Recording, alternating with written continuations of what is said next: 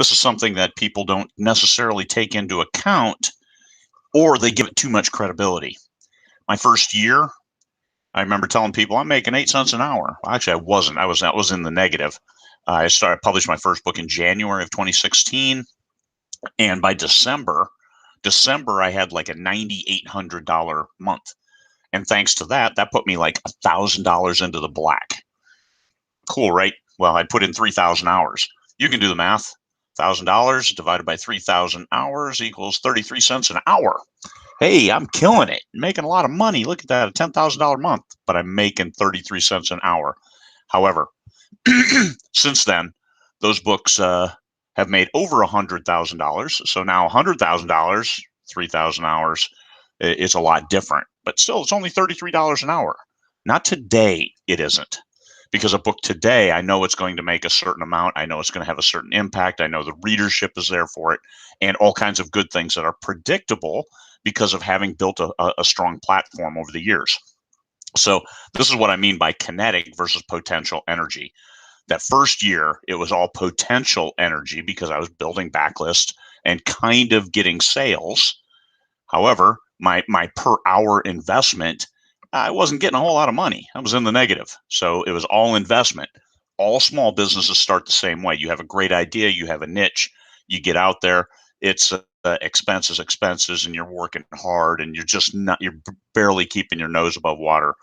But then you start building that platform. Your books start to sell because you can always sell a good story. This is it. I just had a BookBub featured deal, U.S. and international, on a book that was 5 years old, and it sold 1,800 copies in a day.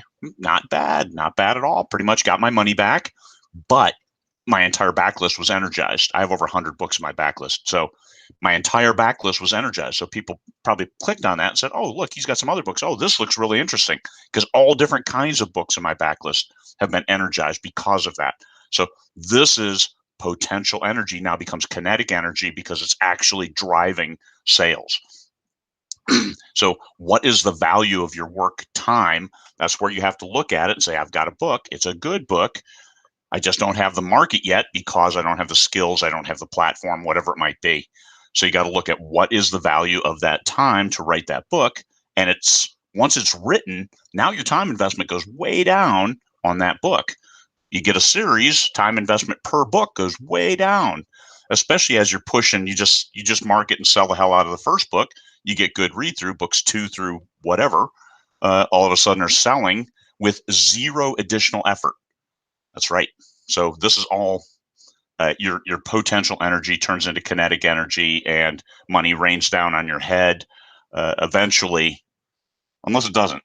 Well, sometimes you don't find that traction, but you've got to keep that light out of there. But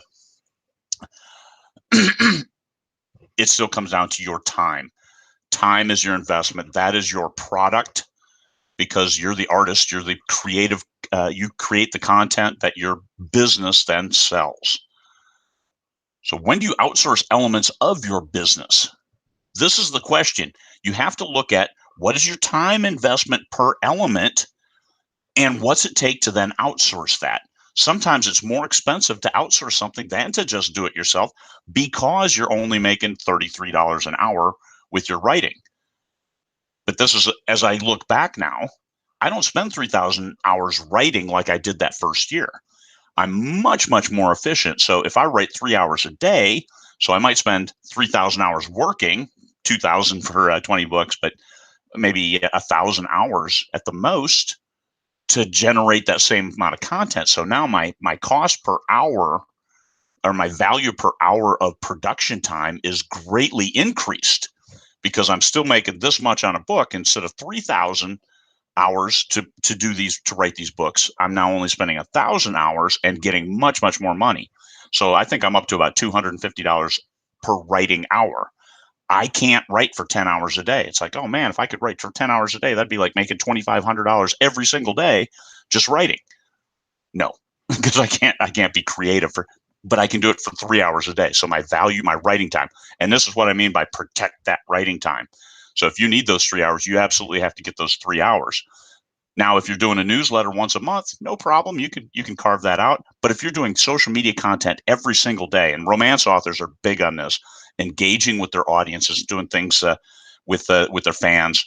So they may have a social media content manager, because that hour or two of just responding to Facebook posts and comments, so critical for your business.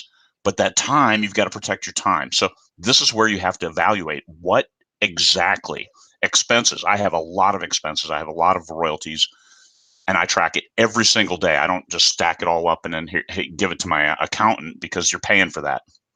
I'd rather keep track right now. So I do every single day, just 5 minutes here or there.